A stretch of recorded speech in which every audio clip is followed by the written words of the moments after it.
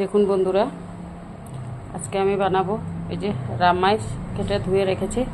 এই যে কারকোল, আলু, টমেটো এটা দিয়ে বাটা মাছ দিয়ে বানাবো।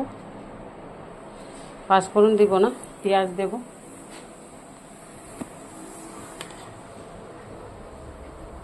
এদিকে বসিয়ে দিয়েছি কড়াইতে দিয়ে দিয়েছি তেল।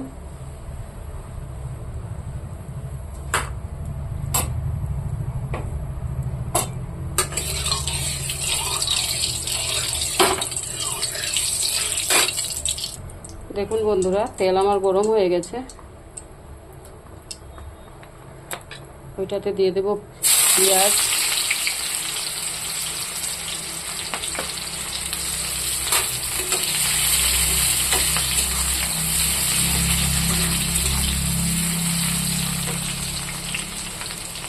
আর দেব আলু। কাটা রাখা আলুটা দিয়ে দেব। আলু পেঁয়াজের সাথে ভাজা করে নেব।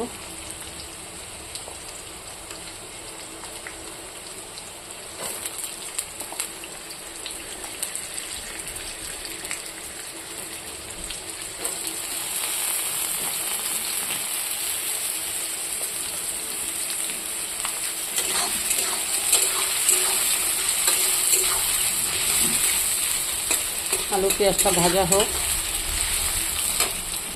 দেখুন বন্ধুরা, আমার আলু পেঁয়াজ ভাজা হয়ে গেছে। এখানে আমি দিয়ে দেব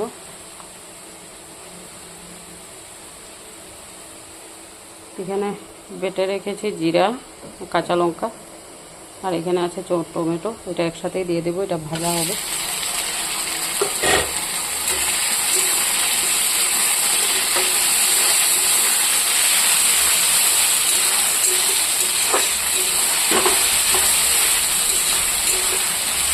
মশলাটা না ভাজা করলে এটা কাঁচা গন্ধ করবে। কাঁচা লঙ্কা, আমরা কাঁচা লঙ্কা দিয়ে তরকারি খাই।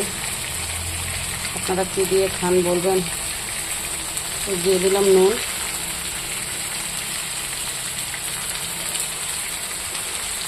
আর দেব হলুদ।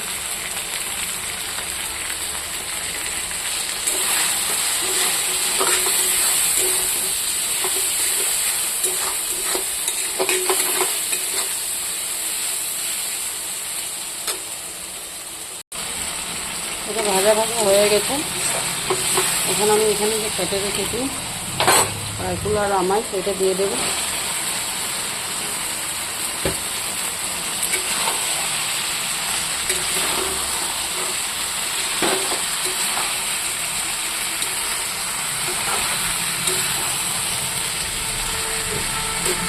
এটা দিয়ে কিছুক্ষণ ভাজবো।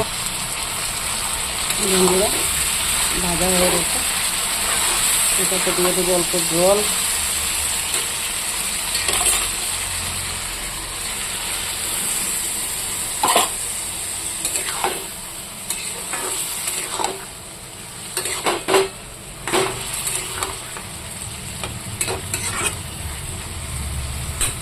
একটু ভাজা হবে,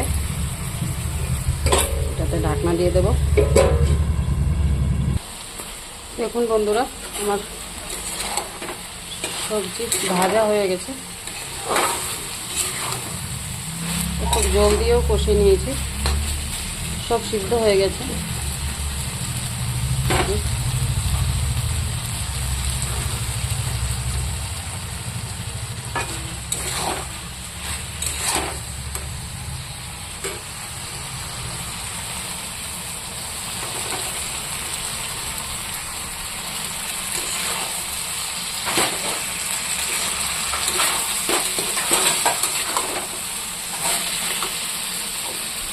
এটাতে দিয়ে দিলাম অল্প জল।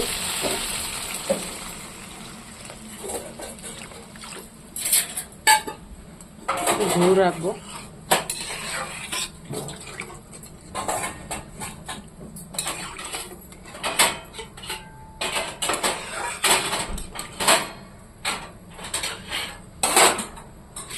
আর দিয়ে দিলাম এই মাছ।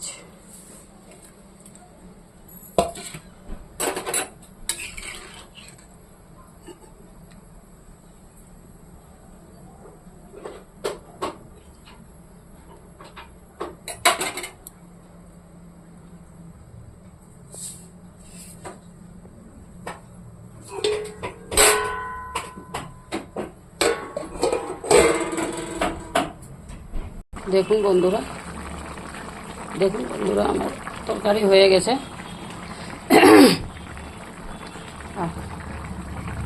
তখন আমি নামিয়ে দেব। দেখুন বন্ধুরা, দেখতে কীরকম হয়েছে, খেতেও ভালো হবে। আপনারা রান্না করে খেয়ে বলবেন, ভালো লাগলে লাইক শেয়ার কমেন্ট করবেন।